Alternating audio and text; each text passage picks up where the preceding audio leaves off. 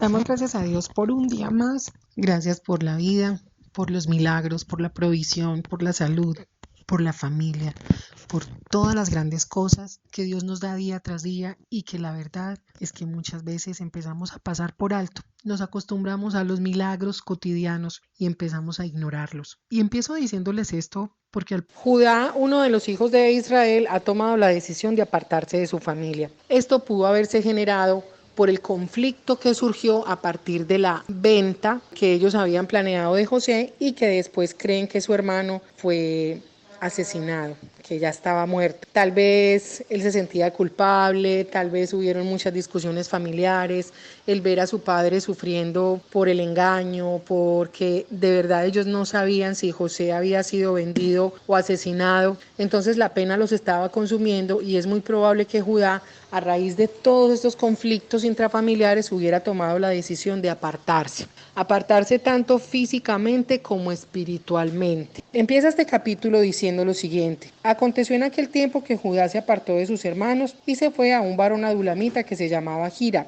y vio allí Judá la hija de un hombre cananeo que se llamaba Súa, y la tomó y se llegó a ella. Con esta mujer Judá va a tener 3 hijos, pero recuerden que esta familia de la cual Judá toma a esta mujer es una familia de la cultura cananea. Aquí vemos cómo se repite el patrón de que el pueblo de Israel una y otra vez empieza a mezclarse con los pueblos que tenían una profesión de fe muy diferente a la que ellos tenían. Todos estos pueblos antiguos basaban su fe en dioses falsos, los cuales requerían de estatuas, de ser tallados en una piedra, de que les adoraran con fogatas, con orgías, con regalos, con presentes, con una cantidad de situaciones y cosas, incluso sacrificios humanos, pero que Israel estaba llamado a algo diferente por el Dios vivo. Entonces aquí vemos que Judá está completamente apartado de todas las costumbres de su pueblo. Tal vez era una forma de rebelarse, tal vez él no había podido elaborar bien su duelo. La culpa a veces juega estas malas pasadas en nuestra historia y por eso es una muy mala decisión salir huyendo cuando lo que uno debería hacer es quedarse y enfrentar el problema en la medida de lo posible. Judá entonces, con esta mujer que había tomado de las hijas de los cananeos, en total tiene 3 hijos y ya había pasado el tiempo, tanto que su primogénito necesitaba ya tomar esposa. En el versículo 6 nos dice que Judá tomó mujer para su primogénito la cual se llamaba Tamar. El primogénito de Judá, fue malo ante los ojos de Dios y Dios le quitó la vida.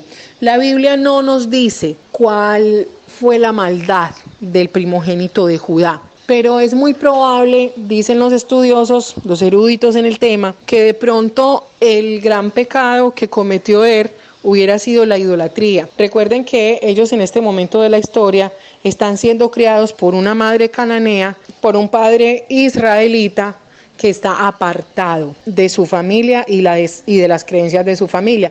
Entonces era muy posible, dicen los estudiosos, que en este momento de la historia él se hubiera desviado de su fe y su doctrina y por lo tanto pues sus hijos también iban a ir tras dioses ajenos y probablemente por eso Dios decide cortarle la vida. Después de esto vemos que Judá le da una orden que parecería ilógica en nuestro tiempo y para nuestra cultura. Le dice a su otro hijo que tenga descendientes con la mujer de su hermano, o sea, con la que había quedado viuda. Le dice que se case con ella y que levante descendencia para su hermano. En el versículo 9 dice: y sabiendo Onán que la descendencia no había de ser suya, sucedía que cuando se llegaba a la mujer de su hermano, vertía en tierra, para no dar descendencia a su hermano.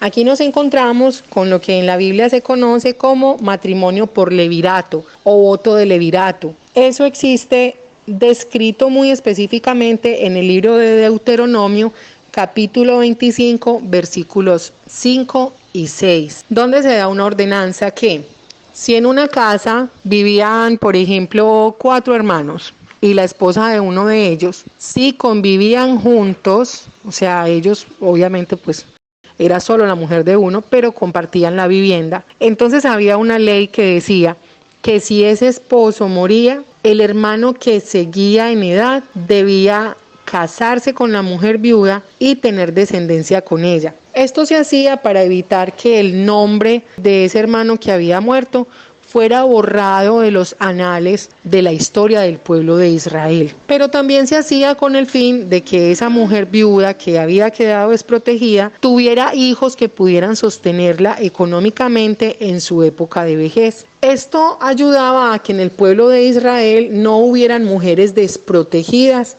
en su totalidad, porque si hay una viuda que cae en desgracia y que además no tiene nada que comer, entonces va a ser una viuda que de pronto va a acarrear problemas serios en el resto del pueblo. ¿Cómo qué tipos de problemas? De pronto va a ser una mujer que se va a dedicar a la prostitución, que por calmar el hambre va a hacer cualquier trato indigno o peligroso incluso. Va a ser una mujer desesperada que para tener un bocado de pan va a hacer lo que sea necesario y en medio de su necesidad de pronto se va a olvidar de la fe y del amor a su Dios. Entonces se convertiría en un problema muy serio para el pueblo en general, para la sociedad en general.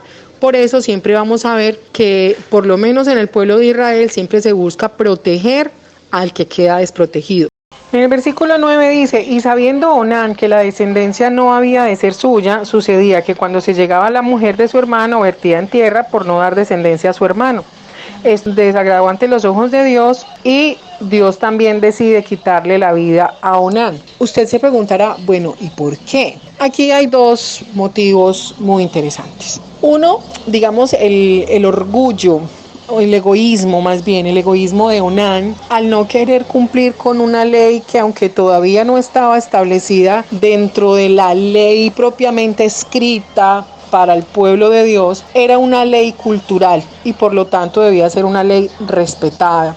El hecho de que él no terminara bien lo que había empezado dentro de una relación sexual habla de que él simplemente quería satisfacer su deseo, digamos el deseo carnal, pero no quería cumplir a la memoria de su hermano, no quería honrar a la mujer viuda, entonces sencillamente la estaba utilizando. Por eso Dios ve la intención de ese corazón y decide también cortar la vida de ese hombre que no tenía los pantalones para cumplir con lo que era legal en ese momento para el pueblo de Israel. En el versículo 11 dice, y Judá dijo a Tamar su nuera, quédate viuda en casa de tu padre hasta que crezca Sela, o sea el hijo menor.